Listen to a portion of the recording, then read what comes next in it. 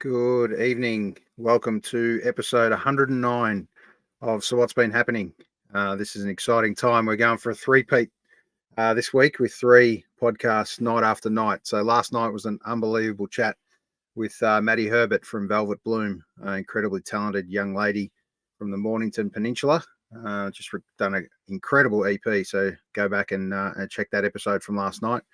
And tomorrow night, we get to have a chat to Emily South, who's doing some great things with a new single release that's this Friday night. But tonight we get to chat to Stephen Holmes from Humble. And being a humble man yourself, cuz, we look forward to this chat, mate. I'll get you up in 2 seconds. But just before I do, I just want to touch on a couple of gigs that are coming up this week. Make sure you've filled your cup. Get out there Thursday night and get out there and see one of our show favourites in a new lineup, Timothy Wolf and the Blue Roses, featuring Matty Dixon as well. He's in multiple bands at the moment, Matty Dixon. So look forward to seeing that one at Thornbury Theatre. This is at EP launch. And then Emily South, after we chat to her tomorrow night, she's got big things happening at the Old Bar on Friday night. So another fantastic Melbourne venue. And if that's not for you, for Friday night, off to the Espy for the Casanovas with Backseat Rhythms, their new album launch, which will be a belter as well. And straight after that, on the Saturday, I've got your Saturday planned out on the weekend, out down at Williamstown, and a great country Americana feel festival, which is always fantastic. So make sure you get out there and support that. Some super international acts that are coming down. This time headlined by Jenny Don't and the Spurs, which we'll be having a chat to her in the next couple of weeks. So exciting times. All right, cuz, I'm going to bring you up just before I have a chat to, we get Stephen on, and welcome back, mate. It's been a couple of shows since you were on. Mate, so I know. Look at that, mate. That's a face of some humble men there. Look forward to having a chat to Stephen. I've got to laugh, mate. I love Rusty's work when he goes overseas because he seems to get in a lot of mayhem, doesn't he? Like I think he's had a flat tyre, flat battery. Yeah. But in true Rusty style, he likes to share with everybody. So yeah, great. Looks like having a great adventure. And like you've always said, mate, one of the greatest guests we've had on. And looking forward to our guest tonight, a man of many talents. Looks like. Absolutely. Few talents that we'll find out about too that he probably hasn't highlighted in this little episode as a band as such, but look forward to chatting about that as well, because I've done a little bit of homework, cuz, checking out a little bit of what he does behind the scenes. He's humble might be one thing, but talent's another. And to be humble and being talented, we've been lucky enough to have so many talented people on this show, and we talk about humility and being humble, and it's I can't find a better name for a band for such a humble guy. So let's bring him up. Sure. Where I've only just, and I must thank Chris actually for putting us on to Stephen and the band Humble as well. So thanks for Chris Familton for putting this on. All right, let's bring him up. Mr. Stephen Holmes. How are you, mate? Welcome. Yeah, good. Hello, coming to you from Kiama, New South Wales on the beautiful south coast. Brilliant. Well, first and foremost, welcome to episode 109 of So What's Been Happening. We always start with the little jibe that this was never supposed to go past episode number 1. It was just an informal kind of chat during the COVID days, and it's well and truly gone on from then. In respect of having a chat mainly to musicians and artists and sports stars, and just generally connecting, meeting new people, having a chat about life, and most importantly, people we don't know a lot of, and finding out a little bit about them and hopefully widening their network as well. So welcome to the show, mate. Thank you kindly. Thank you for having me. It's auspicious introduction. You set them up, I'll knock them down. Yeah. Absolutely. We like humble by name, humble by nature. Tell us a little bit about, firstly, how humble came about, mate. Well, I mean, I think musicians telling COVID stories. It's CJ Stranger on his new records. I'm going to misquote the name, but another COVID revelation, another inevitable COVID revelation is one of the names on CJ's new record. So that's pretty apt. We do tend to soak in what's going on around us. I was playing in a 2-piece called Dead, D4D. Seemed like a good idea at the time. Completely annoying for social media and every imaginable thing. And also there's the excellent Castlemaine band called Dead as well. Yep. Stupid name for a band. With the 4 was stupid. I think Dead as a name is great, but yeah. And so we were doing that, and I guess when COVID hit, I mean, Ryan, my drummer, lives just near us, but we started to kind of just write more complicated stuff. Like if you've got more time and you're able to, we just started to write sort of less Sex Pistols, more, thoughtful kind of Gang of 4 type. Well, we thought it was Gang of 4, probably nothing approximating that. But, that we were writing these parts, and because we were mainly recording, there was no gigs. But, well, here's a good COVID story for you. We picked up our EP from the record show, Zenith in Melbourne. I picked it up on the Friday before the Saturday night Melbourne went into lockdown for basically a year and a half.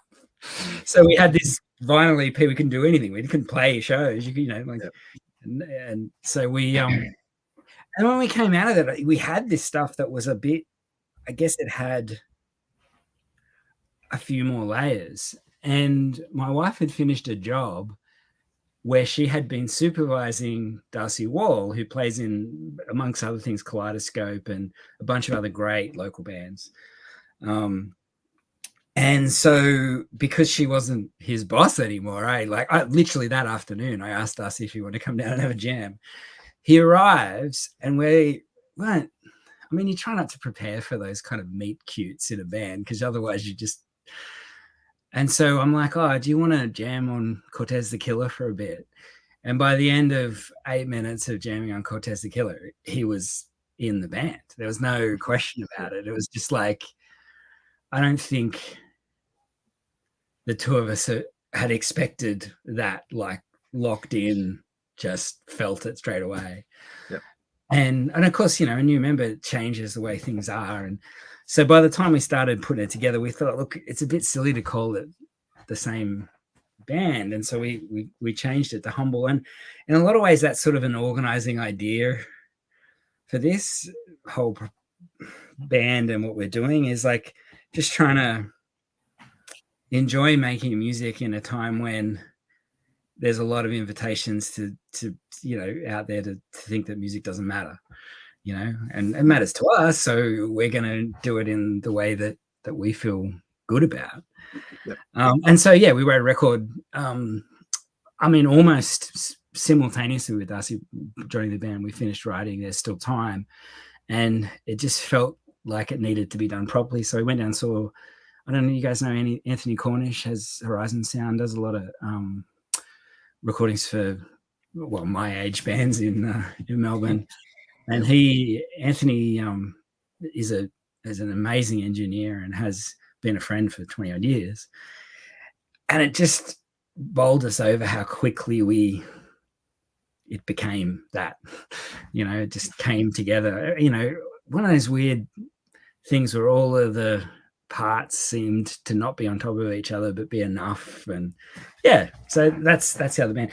And then this year we've just done a couple of singles. So we've done Sports Metal, which is my homage to Hot Metal magazine circa 1989, and then one called Gaz World, which is a bit sort of Australian noir kind of sounding, bigger rock sound than we'd done before. Yeah. Did you find, Stephen, in COVID, like when it first started, and as you went through it, that like we spoke about it, and all the guests that we've had on have said it as well, that you had to sort of pivot and change and sort of go against what you normally did? You spoke before about your love of music. Yeah. Did you find at times you were struggling to really find your love of music, or was your love of music and your dedication to that got you through a fair bit? It definitely changed it, because you're in proximity to people. Like the 8 or 9 years, 10 years before that, it was headphone music, right? Like we were all listening to music in headphones. But I was home more, so I was listening to more vinyl. I was much more drawn, I guess, maybe to the classics, like things that my family and I were enjoying. And in terms of like, if Ryan is like your classic rock dude. He was born in 1997, and he basically knows everything about rock music until 1997. And then he's like, so he was like sitting in as a drummer into one of the local folk festivals wearing a Judas Priest t-shirt. And it just like, he just makes me happy every single day. When we played at the Tote the first time, he's wearing a Kiss Alive t-shirt without any hint of irony. No sense of irony about that at all. It was just, he loves Kiss. He's playing a gig. This is the shirt he was wearing this morning. So I guess that changed. And I think also too, I don't know what you guys were like, but we were just, though the way that music creates human connection was so amplified during that time. I mean, I was one of those people who I was recording acoustic covers into the Facebook camera for nobody except my mates, just to, and I think then coming out of it, I just wanted to make loud rock and roll again. I wanted to feel the Telecaster screaming against me again. Like it felt that burst of freedom came out in a lot of music, I think. Yeah, I think it's great you say it though, because you said obviously you've got your genre that you go to, but the fact you've gone, as you said, to the acoustic classics, to get that connection with your family and your mates.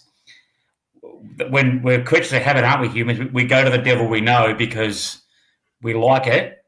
Yeah. Now that, as you said, now that we're back to, and as and I are loath to use the word normal because we never know what might happen, but now they're out and about and recording whatever we can, as you see, you can really get back to your sort of hardcore sort of stuff on that. It's funny, that same weekend that we went and picked up that EP, I was playing at a friend of mine, Ricky French is my wife's cousin, plays in actor/model, and he played in Die Die Die for a bit. And anyway, I was at his 40th birthday, and I was designated to play the Bob Dylan cover. So I did, Like a Rolling Stone, and this big, slightly drunken, apocalyptic version of Like a Rolling Stone. And then, of course, Melbourne shut. That was it. Nobody went to Melbourne for at least 6 months that first time. And so when you talk about classics, it's about the music that makes you feel something. On some level, it's comfort, but it's also like, I listened to a lot of apocalyptic music during that time because, heck, that's what was going on, right? Like, a lot of Godspeed You Black Emperor and Mogwai and those Dylan, like, apocalyptic early albums, I think music is sort of helps you articulate whatever it is that's going on. and it's a very slow reaction mirror. So, you know, you choose to listen to it, and then it changes what you're feeling, and then you change what you listen to. And yeah, I mean, we live in such an incredible age where you got access to so much music. Like it's incredible. Yeah. So much multi-genre out there now, and I find myself ebb and flowing between all sorts of styles as the week happens, depending on what mood and almost the time of day. So you mentioned a couple of artists there that kind of you resonated with during lockdown phase, but was there kind of one in particular that you either hadn't listened to for a while that you really kind of gelled with during that time, or maybe a new one you found? Without sort of pinning influences to, you know, my sleeve too much, I think the Drones last record and then into the Tropical Fuckstorm stuff. Yep. His voice was so. You listen to some of those mid 2000s Drones records and you go, he's writing about COVID. Like he's writing about that feeling that I'm having right now. No, I guess that's the power of good music, any type of good music. But I think because of, you know, the weird way in which cynical Australian politics, disaster, the kind of jingoism that we put up with in this country because we don't seem to be able to find a way out of it. You know, he just has a voice that, I mean, a literal voice, you know, his singing voice, but also his writing, I think in some ways just informed that sort of, it is, you know, it's slightly paranoid and a bit depressing, but it's also highly observant. And, you know, I think when both of those Tropical Fuckstorm records came out, they were a real moment, I think, in sort of a moment in time, I guess. And I mean, I don't, you know, not to be super heavy about it, but like, I think he's obviously a person who struggles with self-worth and his place in the world. And so to hear that reflected, like an artist talking about that stuff in this pastiche kind of way, was oddly comforting, I think. But you touched on it before, and we've touched on it with a couple of guests as well, like about influences and things you get. And I remember there was a guy, I think he's in the 60s, early 70s, Jim Kosher. He wrote a song called I Have to Say I Love You in a Song, because speaking of the gentleman from the Jones he was talking about, obviously he's struggling with his own inner demons, and he wants to voice it, wants to get it out there. And the only way he can do that is either like in a song, or you got poets who that sort of thing as well. And I for myself, I'd love to be able to have that skill. I sort of go crazy and lose my stuff. And speaking to people like yourself, Steve, and other guests we've had, it's fantastic to sort of hear how you sort of do that. Like you use it as almost like a venting tool, but also a way to share yourself with others. And I mean, I think anybody who tells you that, I mean, in the first instance, all art is self-portrait. You know, it's that's not me. That's Samuel Beckett. Samuel Butler. But, you know, all art is self-portrait on some level. It's some attempt to, you know, come to terms with this flesh suit and badly run computer that we've got to experience the world through, right? Like, and I think, you know, one of the things that this period of music, you know, in some ways there is so much new music at the moment that, you know, the gift that you guys and other sort of curators bring to that space is like to give access to the behind the sheer tonnage of it, you know, to give the people the story behind it. And I think that's kind of cool, because I think as a lot of artists just don't it's a pretty difficult time to be a musician, in the sense of having some recognition, or it's if you're not appearing on a network television show, you're not a musician. Like, what is this? It's a very strange time to be a musician. Yeah. More strange than other times, I don't know, but yeah. So Yeah, I think this curation is like super important, because it's like, how do we discover new stuff? Yeah. Yeah, we just touched on that a little bit just backstage before we kicked off. Just about the cut, how to cut through these days in the modern music world. And it's not easy. It's not easy to navigate. Hence the reason publicists and good managers and good people with that can direct you in the right way and let musicians kind of do their thing, because it's very hard, very easy to get swept up in trying to navigate this journey at the moment. Yeah, and definitely. I mean, I think one of the things is that they're very seldom overlapping skill sets. Yeah. An artistic skill set with a sort of look at me promotion skill set is and I was on Friday night. I was having a drink we were watching Jeff Lang down at our local Fillmore's in Kiama here. Great little local venue, just brilliant. Yeah. And Jeff, as between sets, and I was talking to Dane from Bourbon and Proof, who we've toured with, and Darcy actually plays bass for as well. And we're saying how that we should swap, like he should promote Humble and I should promote Bourbon and Proof, just for the idiocy of not having to talk yourself up, Yeah, absolutely.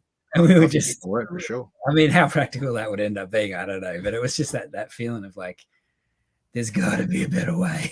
Yeah, absolutely. How hard is that, Stephen, to do that? To always have to almost talk yourself up at times?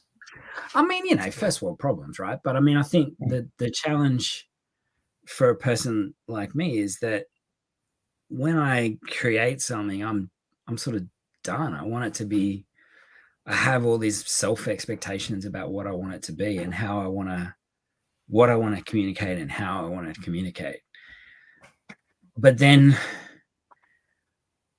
from an audience perspective, that's the beginning of the work. That's not the end of it. Whereas I think most artists aren't necessarily, I mean, I know some who are, but I'm not somebody who goes back and listens to my own records a lot. I want to move, but I think it's tough more. I think if your personality type is such to be open to criticism as self-criticism, that if you identify yourself really with what you've made, you're gonna take that on, right? Like there's no way of being less than. And I mean, I think if you're good, that if you're good at communicating ideas, there's probably some way that you can kind of get through. Well, we're pretty lucky in a lot of ways in Wollongong and the Illawarra that we have yours and ours who are very much a kind of curation based label festival. Like you couldn't find a musician to play at a wedding this weekend in Wollongong because a lot of them are playing at the Yours and Ours festival, right? Because there is a sort of sense of that. Whereas I think it's harder for personality types who are less able. And I think certainly for myself, my younger self, I found that really, really difficult because it was a criticism of me. Whereas now I think, you take a few knocks and you realize like that probably wasn't even about me. That was about some association they'd made, Yep. Building up resilience. You don't tend to have it at such a young age, right? Yeah. And I think one of the things that's really fun is like, I say fun, it's tricky at times, but like, I really like the other guys in my band who are both younger than me, having a good night, playing a gig, knocking it out of the park and not having to worry about all the stupid stuff. Yep. Now, I guess I'm the songwriter and I kind of organize most things, but I also just love it when they, they're pumped for the experience, because I think sometimes I let my younger self, I let stuff get in the way of that just pure enjoyment of it. Yeah. Yeah. You know, I kind of like, I mean, maybe it's a bit paternal or stupid or something, but I kind of love that. Like, I take a kind of vicarious, you know, joy in having them enjoy the, you know, the venue. You know, it's a cool place, like, you know, or somebody turns up that they kind of respect, or, you know, just that. Yeah. Well, we're lucky enough tonight on a Tuesday night where not a lot happening for all of us right now, but being able to jump into your kind of house and have this chat and get to know a little bit about you. And also, you've been kind enough to offer us a couple of live songs to play. So we might as well kick one off. Yeah. Hey, why don't I play a sports metal, which is, I mean, I don't want to make assumptions from the, you know, 1x2 inch pictures I've got in front of me, but, you know, we're men of a certain age. Did you guys ever get Hot Metal magazine when you were growing up? I do remember it. I can remember it. Yeah, I can remember it. It was like $2.50 or something, and it was all like, it's 1989. I looked it up since that it started. It was like all that kind of hair metal stuff that I grew up on. You know, from, you know, Pantera, Slayer, stuff that I still listen to, through to some of the really terrible hair metal kind of stuff. And then this incredible, like, not knowing what to do with it when they got to the grunge kind of era, and not knowing what to do with these sort of, you know, like, they sort of coped with Alice in Chains, but by the time Nirvana and I mean, L7, they just had no idea what to do with it. I was talking to Lindsay McDougall on ABC Radio a couple of weeks ago about, like, they just a feminist metal band. They just could, you know, it was just that smashing of an artistic form with a social movement that, you know, it was super fun. Anyway, so we were we listened to a lot of metal when we're on the road. So, like, metal that probably doesn't need to be gone back into, and so we started and eventually I succumbed to the inevitable eBay, Facebook Marketplace thing of buying some old Hot Metal magazines. And you know, I also have a 12-year-old daughter, you know, so the age that I was when I was starting to you know, really love that kind of music. And so, yeah, this is a song that's about that.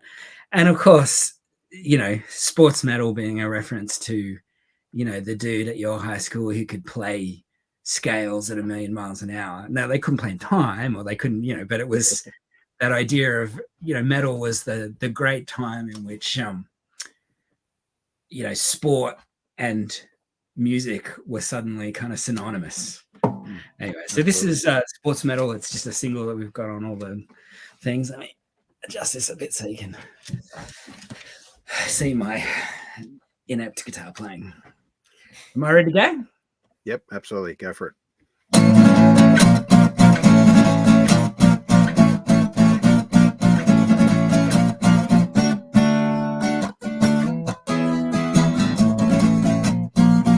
It was ours and we knew it to be our own. From the pages of black, the strands of wild hair, to stickers traded as currency.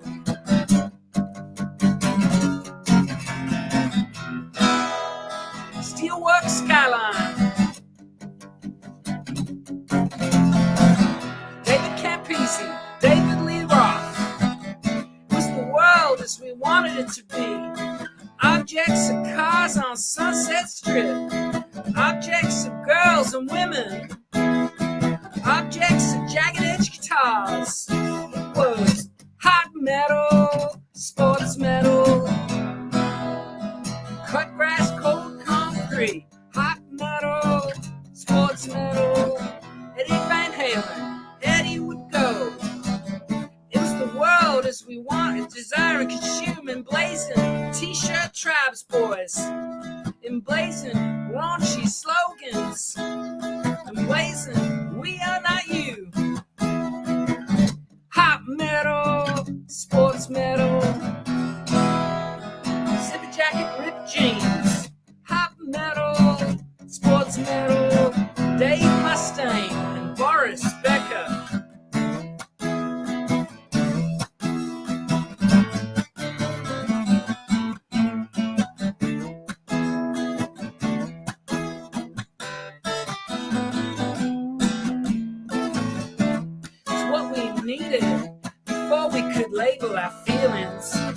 naturally monochrome. It was the logical opposite before the spectrum of light. Struggle to forget, yeah. Hot metal, sports metal, taught me to believe. Hot metal, sports metal, Tommy Lee and Brian Lara. Hot metal, sports metal, won't you show me who to be? Hot metal, sports metal, Warwick Kappa and now Meninga.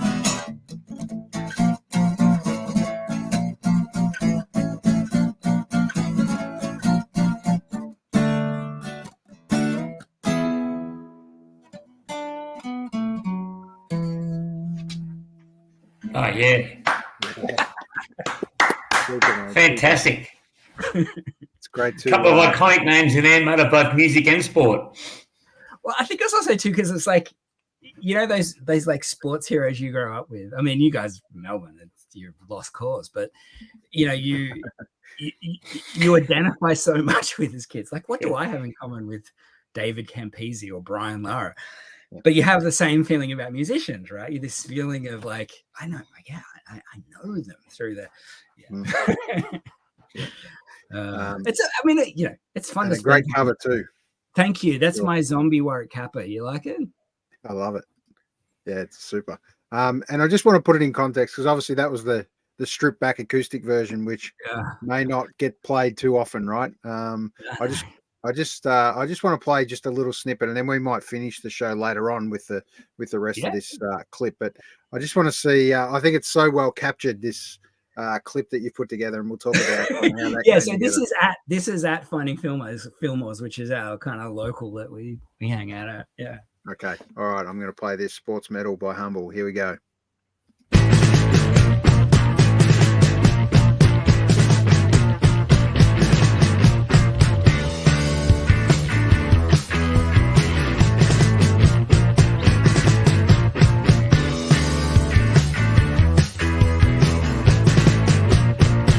It was ours and we knew it to be our own. From the pages of black, from the strands of wild hair to the stickers we hated as currency.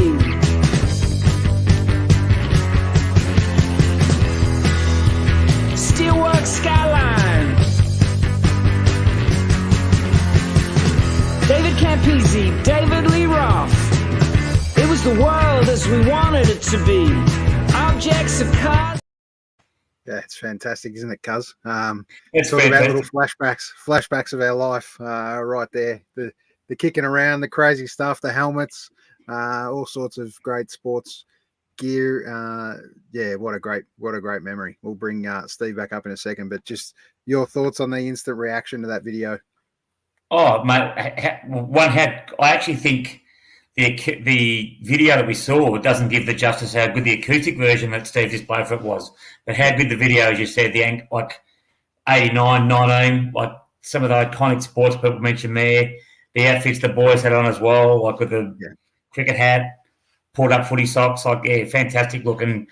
And yeah, look, I actually think the acoustic version was better. Yeah, right. Well, the amazing part for me is what I love about it is you cannot help but put a smile on your face and just have a chuckle, right? Yeah. And that if it does nothing but that, Steve, I'm sure you'll agree that it's served its purpose. Yeah, I think also too, because it's one of those things where like playing in a band, the vast majority of the time is lots of fun, right? Like sometimes we make, I mean, a lot of the music we make is fairly serious and, you know, about sort of observing the world in a, you know, from a emotional point of view or whatever. But sometimes it's just also about just, and I mean, that is a lot of fun to play live, right? There's just not enough big muff pedals in the world to, you know, crank on the end of that. And it's just, yeah, I mean, that's what's good about playing in a great band, right? Is you enjoy it despite whatever else is going on, you know. It's just, you can't not enjoy it. Yeah, I think for me the bit I love about going to a venue and The second you walk in and that band starts playing, you can forget about your life for a while.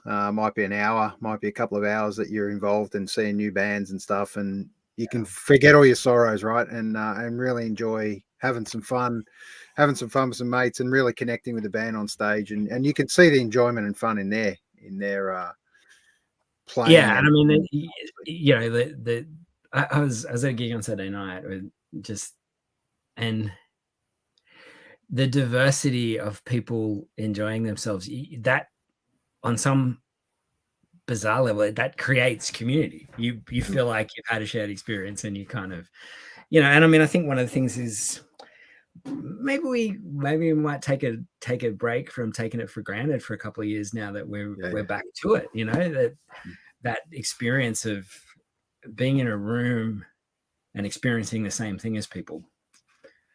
You know, that goes beyond genre or whatever. Yeah. You know, it's human. Definitely. Yeah. And the two things that you touched on in that song there, music and sport, that they can break down the barriers, can't they? Like you'll speak to someone about sport or music who you think you would have nothing in common with, but then you'll find you might support a certain side or football team, whatever it might be, or you might like a certain genre of music. And I think that's, as you said, we as people, we know what a terrible time COVID was, but now let's celebrate what we can now do and go out and do it. I think also too, you know, like, I mean, I got a place in my heart for Melbourne. I think Sydney is a tough town in the 90s, and if you're a sensitive musician type, and I mean, I have friends who did really well in that scene, but I always love Melbourne from the point of view of like, it's not, I mean, maybe there's times and places, but generally speaking, it's not a haircut town, right? Like you get up and your worth as a musician is judged by the first 6 bars that you play on that stage, less so by the quality of your flyer or your haircut or whether you're wearing the right t-shirt or, you know, I always loved that about the Melbourne music scene, and always felt oddly at home, even though it's 1,000 kilometers away from where I spend the majority of my time. And speaking of great Melbourne venues, how lucky are we to save this great venue, the Tote? Long may it live. Hopefully it never gets out of the hands of great people now. And you mentioned we kind of had a strangely privileged relationship with that whole transaction, because we had played at, I mean, I played at Tote a few times, and then we played at the Tote in December, and it was last December. It was already starting to be a really weird vibe with they were selling. Just the promotion of it wasn't very slick, and it wasn't anybody's fault. It was just, you know, they're going through transition. And then we happened to play at the Last Chance in May, when we recorded Sports Metal, and that we'd recorded Sports Metal that afternoon, and Gazwell, the other single, in the outskirts of Melbourne. And then we, dark on a Sunday afternoon, freezing cold. It was a Collingwood Swans game at the MCG. So it was, you know, it was pretty sparse. Big punk rock show in the afternoon at the Last Chance, and then we were playing in the evening. So I spent an hour or so talking to Shane about the whole transaction, how it happened, because the sale was the day before, and then there was all that controversy. And I mean, I think I said to you before the show that, like, I just don't think that punk rock and inner city property development are natural bedfellows. You know, like, it was a real clash of culture, and, you know, it's to be hoped, you know, long may she reign, the sticky grossness and wonderfulness of the Tote. Yeah, we love it there. Like, we'll play there 2 people. If they'll have us, we'll play there. Like, we just love it. Yeah, there's something special still about those venues, and you're right. Things have to change, I guess, over time, and sadly, the sticky carpets get torn up, and the new carpets go down, or the polished floorboards go back in, and they lose a little bit about that soul. But we saved another great venue, obviously, a year or so ago with the Curtin, John Curtin, and we're lucky enough to be able to kind of keep that one as well. So 2 big wins for Melbourne, I guess, for the live music scene, because it's so hard to see one go and they just don't come back. I mean, I'm a long way away, right? And I probably get down there 2-3 times a year, usually to play music, not as often just to be a punter. But I remember feeling that way about the Punters Club. Like, really? Like, they did what? I can't walk down Brunswick Street now. I just those hole in wall venues that gave really some absolutely iconic artists, a start that are now, well, they're not venues. There might be other things that are of some social utility, but they're not that. They're a broy. We could do this all day, right? Yeah, and you could do it all day. Even in the Illawarra, that's happened a lot. Yeah.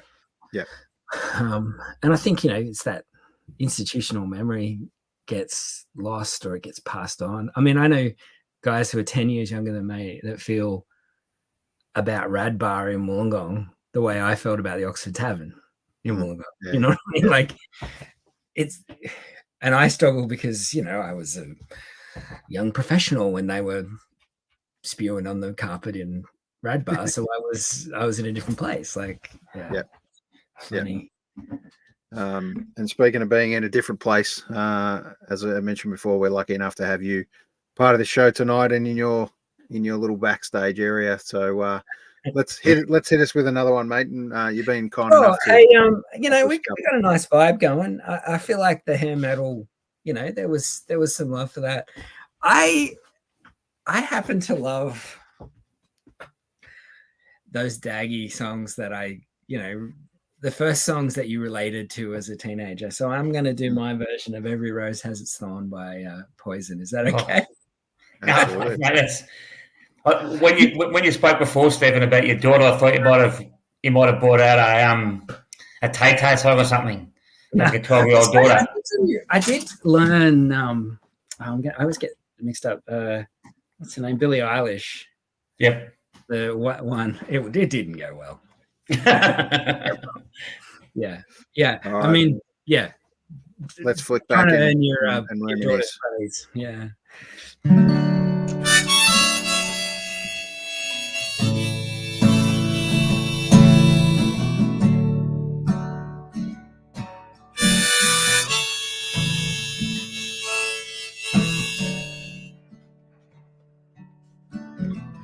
We both lie silently, still in the dead of night. Though we both lie close together, we feel miles apart inside. Was it something that I said? Something that I did? Did my words not come out right? Though I tried not to hurt you, though I tried. I guess that's why they say every rose has its thorn. Every night has its thorn. Just like every cowboy sings a sad, sad song. Every rose has its thorn. Listen to our favorite song playing on the radio. Well, the DJ says that love's a game of easy come and easy go. But I wonder, does he know? Has he ever felt like this? Well, I know that you'd be here right now if I could have let you know somehow. I guess every rose has its thorn. Every night has its dawn. Just like every cowboy sings a sad, sad song. Every rose has its thorn.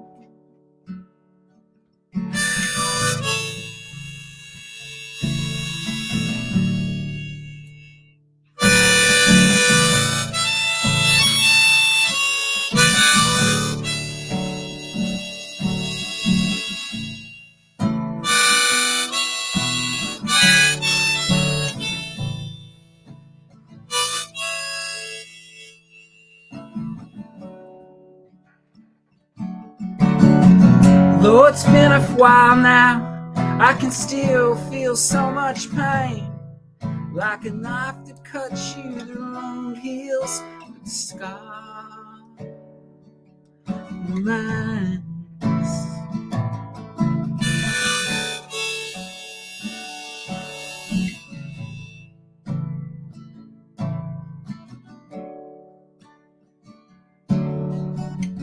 I know I could have saved our love that night if I'd known what to say.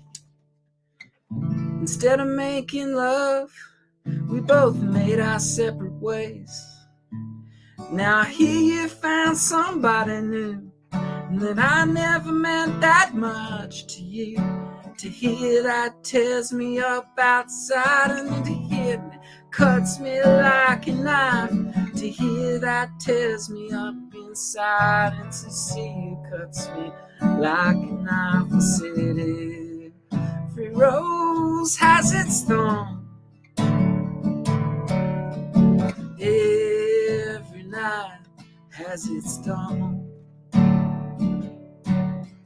Just like every cowboy sings a sad, sad song.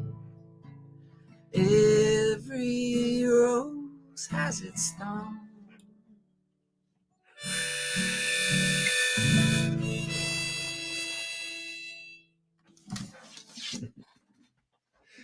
So sad, so funny. Brilliant. Yeah, brilliant. Very good, mate. Very good. Yeah. Excellent. Great to have that one as a little reminisce song for sure. Had many memories flashing back through my mind of I think places. also something about that period of like you were so into it when you were a kid, eh? Like, Yeah. like what did I know about Heartbreaker at 11 years old? Exactly. Yeah. Yeah. Well, I remember going to Blue Light Discos and singing the songs like that, and you'd be singing that to your girl at the time, and you'd be thinking you were some superstar rock star. And as you said, you probably hadn't even had a girlfriend and barely kissed one to even have that discussion. Yeah, and I think also too that the like the idea that what's the guy's name? It's like Brett Michael something, like total great. Yeah. But he the idea that I have literally as far away on the planet as you could probably get from Sunset Strip, I'm having some similar experience. Like I mean, in some ways it's the ridiculous power of music, right? Like it's the thing that it's fun. And I mean, I guess goes on from what we were saying about like I still enjoy that song if it comes on the radio or if I play it on your fine program. Yeah, fantastic. It's always good to throw a cover in, and it's always an interesting choice on why the artist chooses that particular cover. But thanks for doing that with us tonight. Well, that's fantastic. Yeah, you go. Now, Stephen, as now we ask the hard questions, but I get the honour most episodes to ask the real tough question. Mm-hmm. You're having a dinner party, mate, and you're inviting 5 people. They can be living or dead. We've had some wonderful answers, but there's no criteria. It's whatever or whoever you would like to invite to the party. I mean, I think in the context of, music and admiration and stuff, I think Bob Dylan would be on my list. I don't know what kind of dinner party guest he would be. And I think also too, like I would want grumpy old man Bob Dylan. I don't think I want, like New age Bob Dylan. Yeah, I don't want hipster Bob Dylan. I want like grumpy old, whiskey swelling Bob Dylan. I think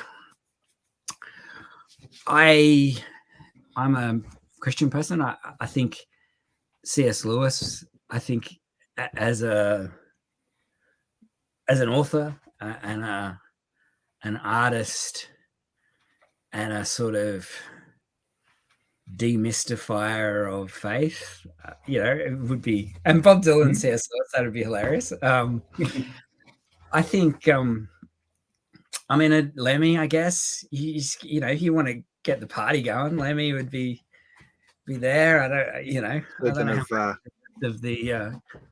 Speaking of crockery, demystifiers of faith, we can fit Lemmy into that category. Yeah, surely. yeah, definitely. And I guess I think some of the sort of that punk rock era artists who really, you know, like I think about someone like Debbie Harry, who Deborah Harry was present at I think I would change my answer actually to is it Tina from the Talking Heads, the keyboard player from the Talking Heads? Tina Weymouth, is it? Yeah, Wayman. Yeah, I've seen it written down. I don't know if I've ever said it out loud. You know, to kind of, just hose down the boys' club a bit. I think also to, you know, I've got one left. I've got, oh gosh, this is where it comes down to it. No pressure. I've gone a lot of musical.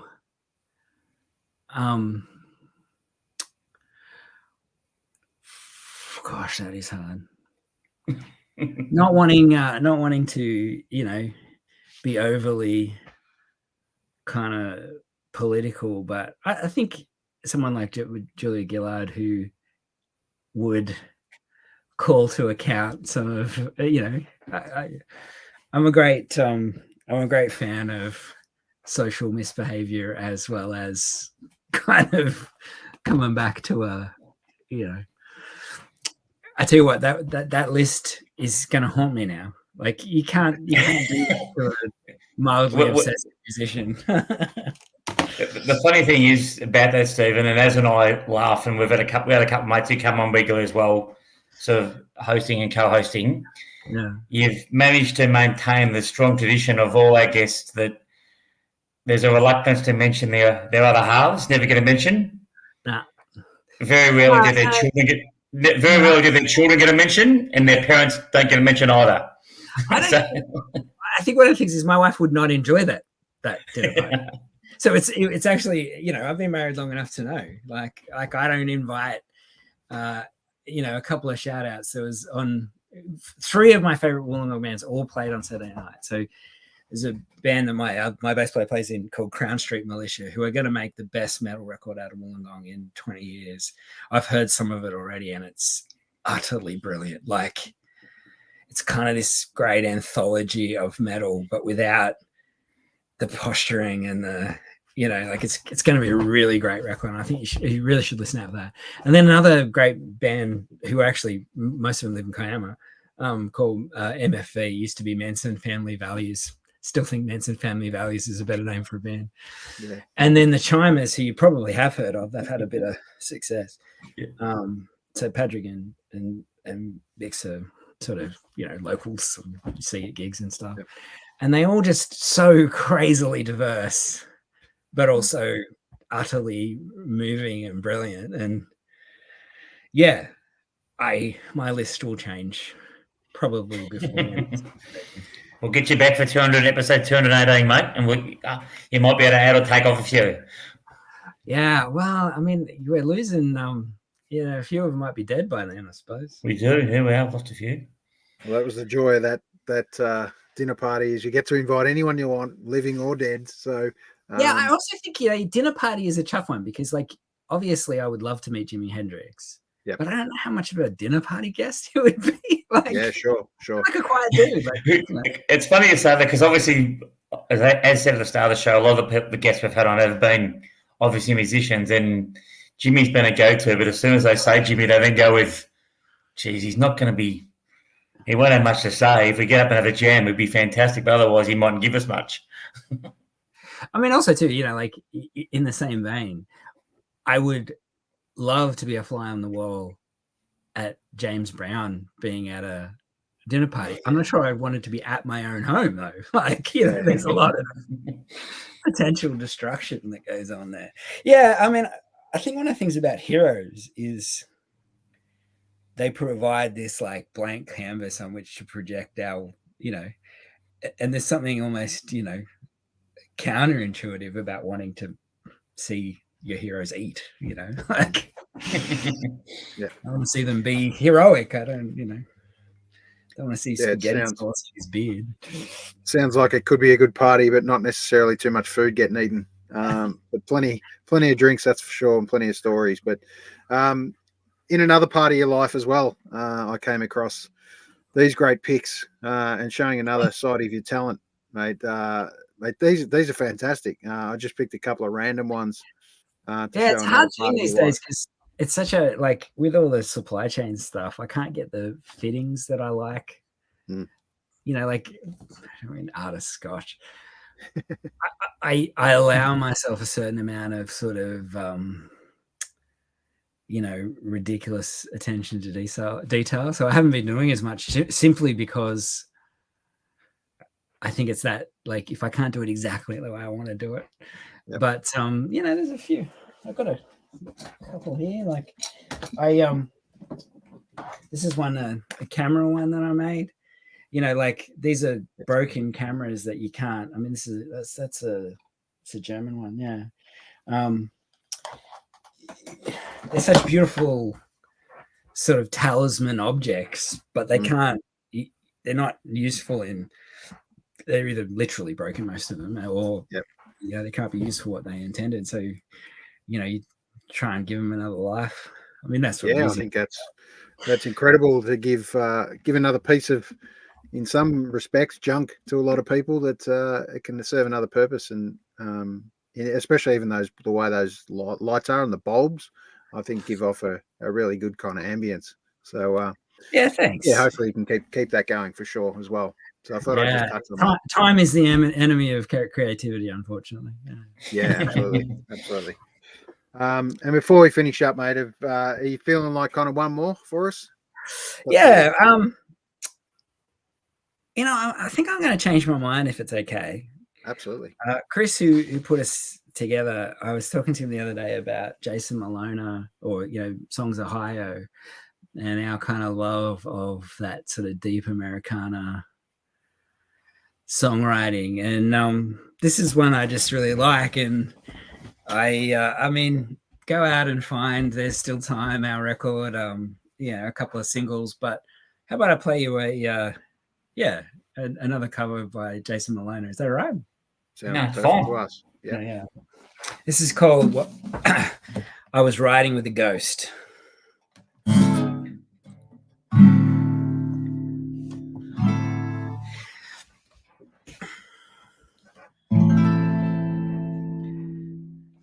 While you were gone, you must have done a lot of favors. Got a whole lot of things I don't think you could ever have paid for. While you've been busy crying about my past mistakes, I've been busy trying to make a change. And now I've made a change.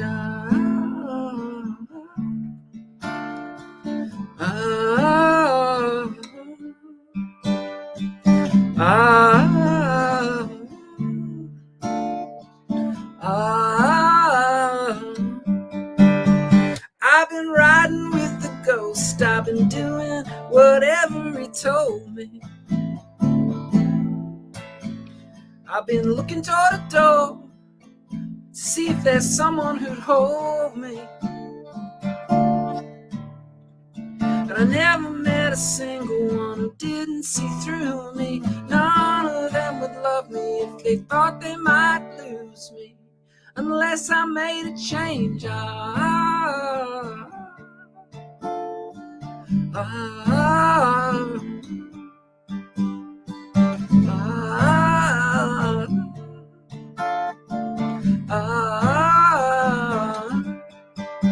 See, I ain't getting better, I'm only getting behind.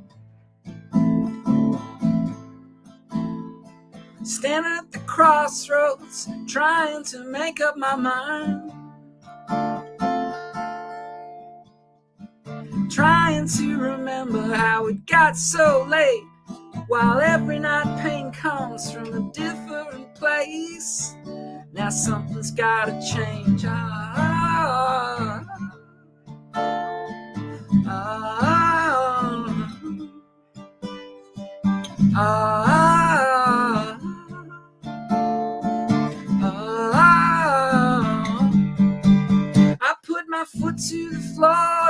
up for the miles I've been losing. I've been running out of things I didn't even know I was using.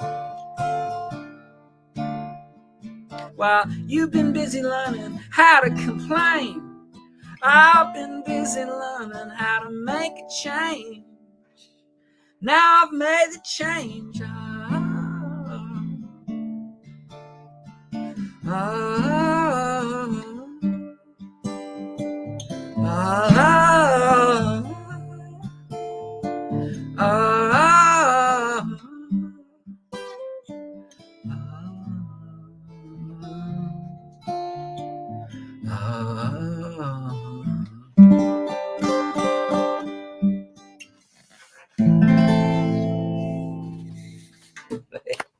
Yeah. Really good, mate. Really good. Yeah, if you don't know Songs Are Higher, you must check out his stuff, like the Magnolia Electric Co stuff. Just incredible. You know. Let's give a little pump to a previous album you did as well. There's Still Time. Great album cover too. Yeah, thank you. Yeah, we worked pretty hard on it, and as did Anthony Cornish, your compadre in Melbourne there. Yep.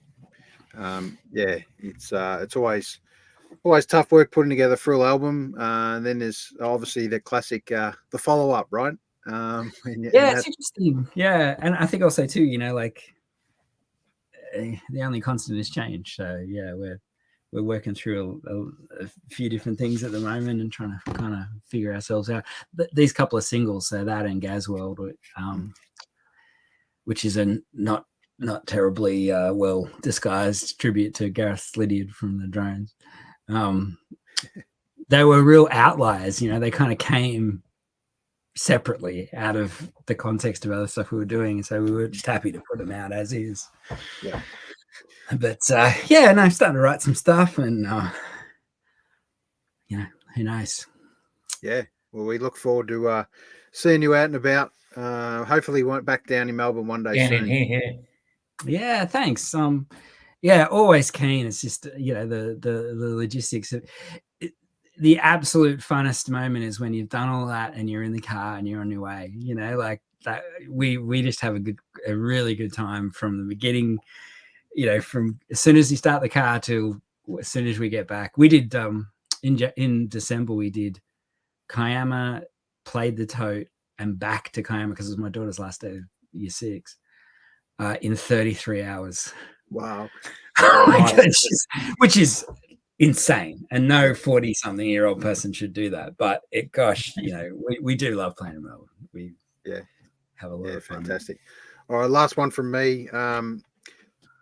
If you obviously this is on the presumption that you're headlining this gig, but if you could pay one stage anywhere out of everywhere you've played so far, where would it be? And the question is, give me a support band that would humbly fit behind you, no matter which level. It can be any band in the world.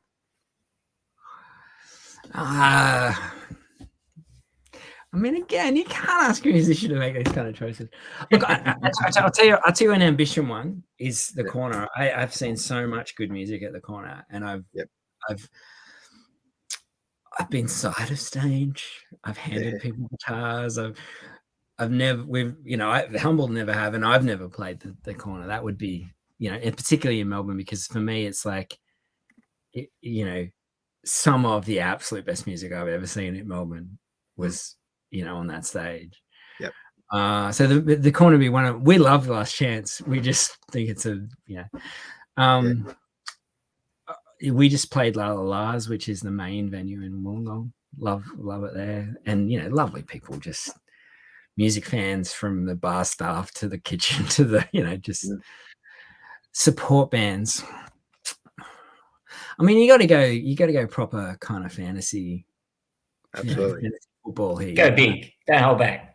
You'd have to say Motorhead, right? Like, oh yeah. Nothing pleases me more at a gig when the band before you, whether it's, you know, you're sort of both on the same level or you're supposedly headlining, nothing pleases me more than when they absolutely blow. Like, they're incredible. Yeah. We played CJ Stranger and his just as a 3-piece. We played at the Peach and Bowling Club. I guess it was June, and they were just. It's him, CJ's brother, and a drummer, and they were incredible. He got up and played Cortez the Killer with us. It was, but I mean, for a band that are going to make it near impossible to get on the stage, you'd have to say, maybe Motorhead or. I mean, I remember you and I doing that, arguably doing that to Crowded House at their first, Opera House goodbye. You know, just you want a band that's going to make it so hard. It's so hard to get on that stage that you have to absolutely give it everything. Yeah, I totally agree. There's nothing better than that. And for us, discovering new talent, and you often do that when you go and see, the bands before that are warming the stage for the headline act. Sometimes you'll only be there for the headline act, but I make it an absolute mission to be there early and see that one at first band, second band. And I think we're very much usually the support band. It means so much because you feel like you're communicating to people who, however you got the gig, whether it's mates or the booker or last minute or whatever it is, you cannot help but feel an energy from people who have turned up and have listened. That's as a musician, that's 100% it. Yeah. Appreciate you guys. Gosh, I was a bit nervous about this, but you guys make it pretty easy. Oh, well, that's great to hear, mate. We often hear that. That's kind of why. Yeah, some musos get a little bit nervous about the fact that we haven't sent them a list of all the questions and things we're going to ask so they can prepare. But we kind of like to keep it very natural and open, and we steer the questions in relation to, where the conversation's heading. So thanks for being so open with us, mate. It's fantastic to have you on. Anytime you're welcome. Anytime you have something new coming up, we'd love to. Well, I'd love to. I mean, particularly when we did make it back down to Melbourne, and, we'll have to catch up and have a beer and go and see some good music. I know planning to catch the Gareth Lydiard solo tour. That should be good. So, yeah, cool. All right, we'll look forward to having you down at any time. But for now, Sports Metal by Humble. This is what you're looking for. It's a ripper. We're going to play a little bit of that clip to finish off. But once again, thanks for coming on. Cuz, any last words for Steve before we let him go? Oh, look, fantastic, mate. Look, it's always, as I said, great to meet good people and hear their music and their music likes and how they got to where they are at their stage, mate. And as said at the start of the show, mate, humble by name, humble by nature, mate. So it's a pleasure to have you on. My pleasure. Perfect. Look after yourself. See you soon. Well, thanks, yeah, Steve. yeah. Yeah, how good was that to have Stephen Holmes from Humble on? And Cuz, thanks for joining me again, mate, to have a chat. And what we're going to do is we're just going to play a little bit more of this great track, Sports Metal. It's a cracker. It's a great film clip. If this doesn't make you chuckle and laugh and want to relive the good old times, I can't wait to see this on stage. Hopefully, Steve can do this justice and bring out the helmets and the cricket bats and all the gear. And that's one thing we didn't actually ask him. Was what's it really look like on stage? So there's a surprise for you. Will it be the Tism-esque version? Who knows? But we'll wait to see that live on stage. But here we go with Sports Metal by Humble. Thanks and good night, and look forward to seeing you tomorrow with Emily South. Cheers.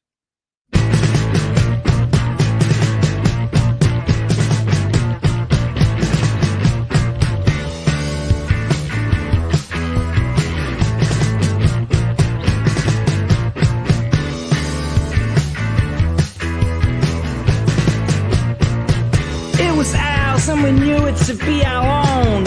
From the pages of black, from the strands of wild hair to the stickers we rated as currency.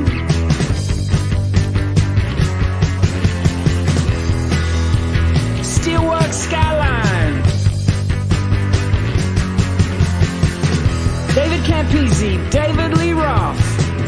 It was the world as we wanted it to be. Objects of cars on Sunset Strip, objects of girls and women. objects of jagged edge guitars.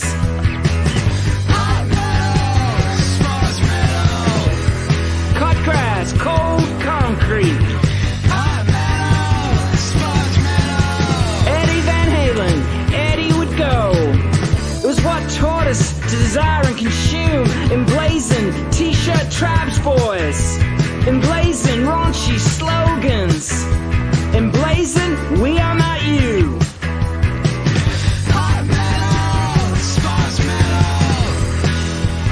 Zipper jacket, ripped jeans.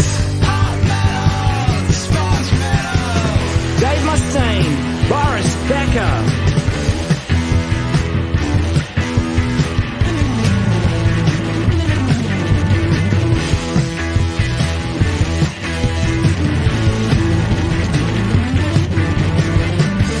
Was what we needed before we could label our feelings essentially monochrome. It was a logical opposite before the spectrum of light. A struggle to forget.